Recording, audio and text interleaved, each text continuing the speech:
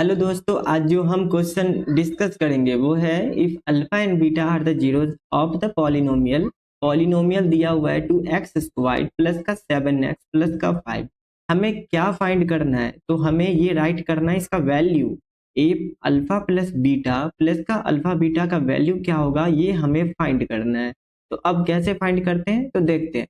तो सबसे पहले इसको फाइंड करने से पहले थोड़ा सा कॉन्सेप्ट के बारे में जान लेते हैं कि अगर इक्वेशन इस फॉर्मेट में दिया होता है जैसे कि ax² प्लस का bx प्लस सी, देन अगर अल्फा बीटा जो इसका जीरोज होगा, यानी जीरोज क्या कहते हैं कि ये एक ऐसा वैल्यू होगा, अगर उस वैल्यू को अगर हम इस इक्वेशन में डालेंगे तो वो इसको सेटिस्फाइड करेगा। तो यहाँ पर जब अगर ऐसा इक्वेशन रहे अल्फा बीटा अगर इसका जीरोज है, देन अल्फा प्लस बीटा का वैल्यू किसके इक्वल होगा? अल्फा प्लस बीटा को हम सम ऑफ द रूट भी कहते हैं। तो ये इक्वल होगा कोफिशिएंट ऑफ एक्स, यानी जब अल्फा प्लस बीटा आता है तो उसके पीछे एक माइनस साइन आता है, और कोफिशिएंट ऑफ एक्स यानी एक्स ये है हमारा, इसका कोफिशिएंट क्या होगा? बी, तो माइनस का बी क्योंकि माइनस पहले लगाए हुए हैं।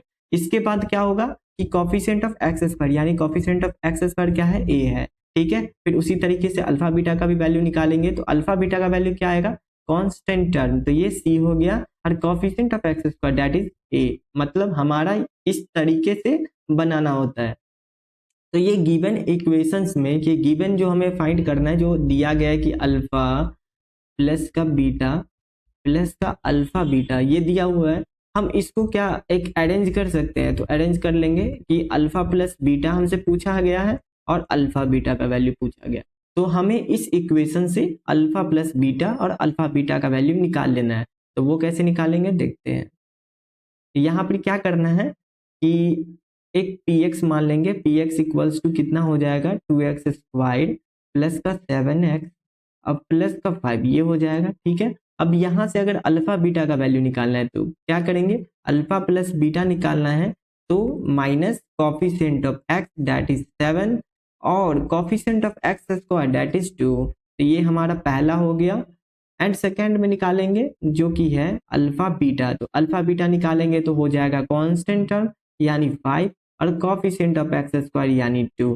तो दैट इज, अगर इस दोनों को, अगर हम इस इक्वेशन को फर्स्ट मानते हैं, इसको सेकंड मानते हैं, इसको थर्ड मानते हैं। ठीक है, तो हम क्या करते हैं, सेकंड एंड थर्ड को पुट कर देते हैं फर्स्ट में।